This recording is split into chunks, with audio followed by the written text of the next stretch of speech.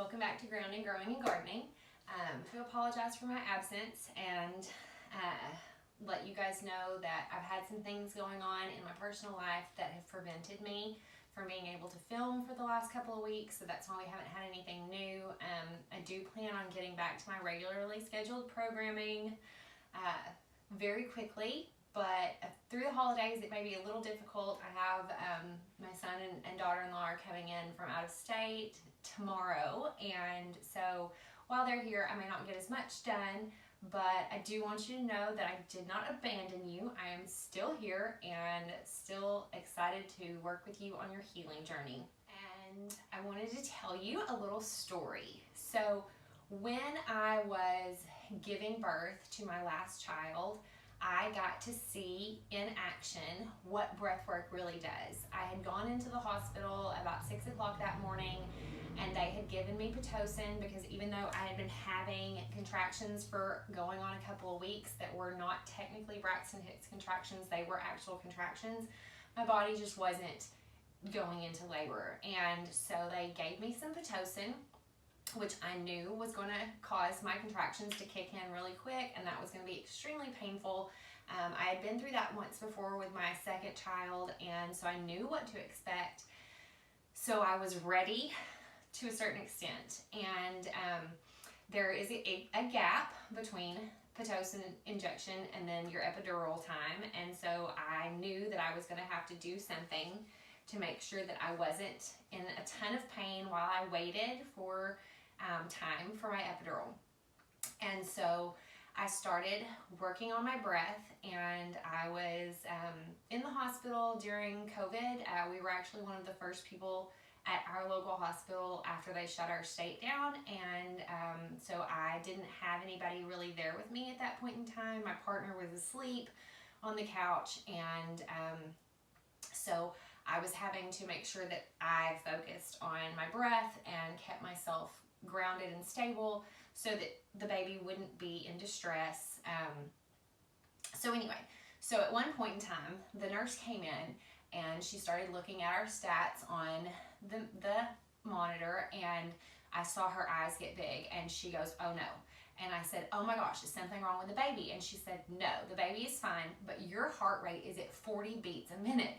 And I laughed and I said, "Oh no, it's okay. I've never seen it monitored before, but I'm doing that." And she was like, "What?" And I was like, "Well, I'm a trained yoga instructor. I've been doing yoga and breath work my whole adult life and most of my teens. And so I am using my breath to stabilize my pain level, and that's causing my heart rate to drop.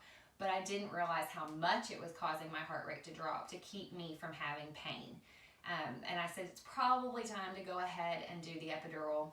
Did the epidural. Within an hour, I was through delivery, baby was here, and everything was perfect. My heart rate went right back to normal where it was supposed to be as soon as I stopped doing my breath work, and everything was fine.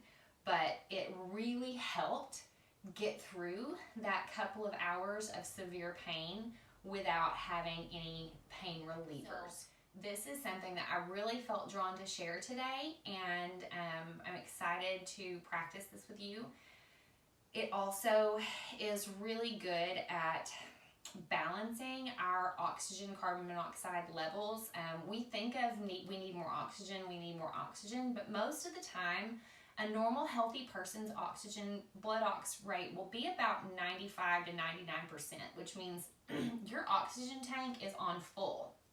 But if your carbon monoxide tank is empty, then the blood cells won't be able to release the oxygen into your system for it to do its job. So balancing that is so important. So what we're going to do today is we're going to learn a little bit of breath work that's just going to slow our breathing down.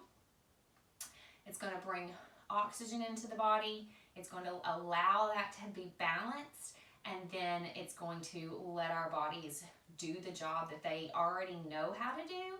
Now, of course, with anything, if you have asthma or if you have breathing problems just in general that is an actual medical issue, please see your doctor. I am not a doctor.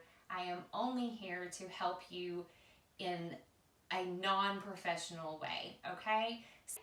Otherwise, if you're just a regular healthy person who wants to balance their blood ox intake and make sure that the body is getting everything that it needs to do, or maybe you need something because you know you are in a job field where your body is under a lot of stress, and maybe you have to do something where you stand a long time and that makes your back hurt or your feet hurt or your legs hurt. This little trick will help you to decrease pain levels in the body and elevate your resilience, so to speak.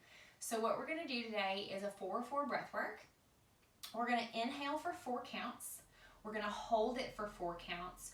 We're going to breathe out for 4 counts, and then we're going to hold for 4 counts before we take our next breath. So when you inhale, I want you to inhale through your nose, making sure we're getting that beautiful oxygen intake through the nasal structure. And then when you exhale, you can exhale either through your nose or your mouth, whichever feels more comfortable to you. I kind of prefer mouth, but it's completely your choice. So whenever you're ready, just sit up big and tall. We want to give our diaphragm as much space as it needs. If you're rounded over, sometimes we're compressing on our diaphragm and it can't do its job. So we're going to sit up nice and big, and whenever you're ready, we're going to start with that nasal inhale for 4. Ready? And hold. Breathe out. And hold. Again. And hold. Breathe out. Hold. Let's do that 3 more times. And hold. Breathe out. And hold. 2 more. And hold. Exhale. And hold. Last time. And hold. Exhale. And hold.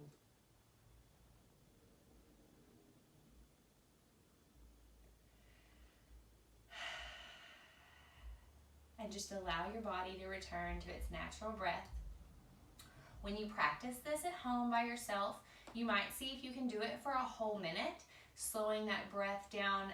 Normally we inhale between 12 and 16 breaths a minute if you're breathing at a standard healthy rate.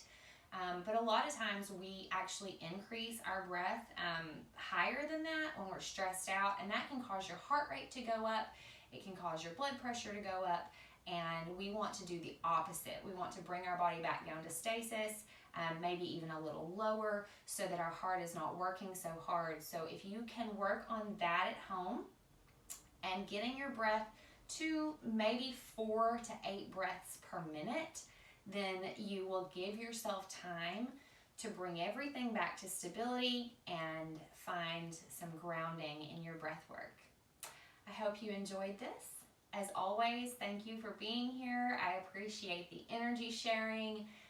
Like, subscribe, follow, subscribe and follow are the same thing. Send this to friends if it helps you. And as always, stay grounded, keep growing, and don't forget to water yourselves.